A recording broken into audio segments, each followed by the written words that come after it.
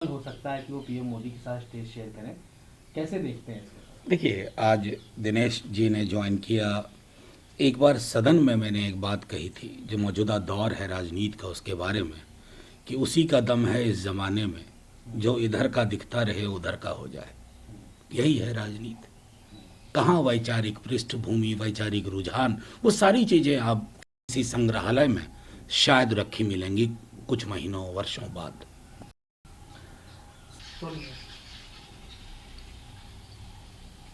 Sir, जिस तरीके से एजुकेशन की बात करते हैं तमाम चीज़ें होती हैं। Delhi board of school education gets cabinet now. Delhi में एक अलग खुद का बोर्ड होगा।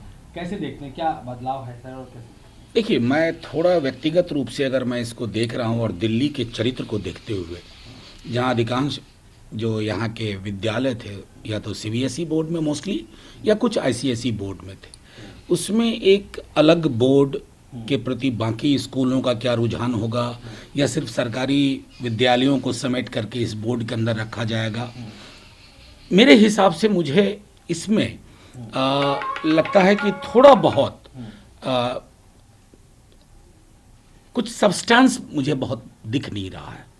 और कहीं ना कहीं मैं समझता हूँ आने वाले दिनों में स्कूलों में भी क्या, क्योंकि जो सीबीएसई का एक पैटर्न है, सीबीएसई की एक जो पहचान है, या आईसीएसई की जो पहले थी अभी भी है काफ़ी हद तक, उसके बीच में एक नए बोर्ड की कितनी ज़रूरत थी, इसकी उपादेयता, इसकी प्राथमिकताओं की लिस्ट, ये थोड़ा मुझे असहज करता है।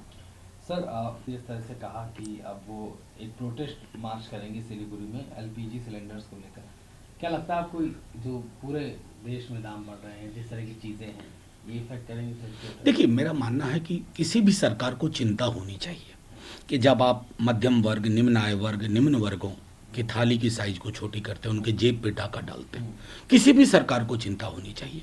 सिर्फ उसी सरकार को चिंता नहीं हो कि जिसने अहंकार और गुरूर को अपना मित्र मान लिया, अपना चरित्र मान लिया है। मैं समझ रहा हूँ कि सरकार को भी संदेश जाना चाहिए। ये वही लोग थे जिन्होंने आपको बड़ी संख्या में वोट किया था। क्या क्या आप नहीं कहते थे, बहुत हुआ पेट्रोल डीजल का, और फलाना फलाना आएंगे, और 40 करे बड़े महानुभाव थे जो टेलीविजन स्टूडियो में बैठ के कहते थे कि फलाने साहब आ जाएंगे तो 40 रुपये लीटर पेट्रोल मिला करेगा। फिर किसी मंत्री ने आके कहा पेंडेमिक के कारण हो गया, फिर सर्दियों का हवाला दिया गया। तो अतार्किक तर्कों की कोई कमी नहीं है, हर व्यक्ति परेशान है, क्योंकि इसका एक स्पाइरल इफेक्ट होता है। और मैं समझता हूँ कोई भी जिंदा राजनीतिक दल अगर इसका प्रतिरोध न करे तो फिर राजनीति किस बात की। Sir, Maharashtra sir central team visit करेगी। कोविड-19 का जो मामले आ रहे हैं, स्पाइक आ रही है, कैसे देखते हैं? देखिए, मेरा मानना है कि सेंट्रल टीम की का विजिट इसलिए भी कि हाल के जो आंकड़े आ रहे हैं वो थोड़ी चिंता का विषय है, लेकिन इसको हम अभी भी हमें राज्य स्पेसिफिक समस्या नहीं माननी चाहिए। क्योंकि कोरोना के अगर केस बढ़ेंगे तो जो हमने पैटर्न देखा था पिछले फरवरी मार्च में, कि वो फिर स्टेट के बॉर्डर को नहीं देखता है, क्योंकि उसको परमिट नहीं चाहिए क्रॉस करने के लिए।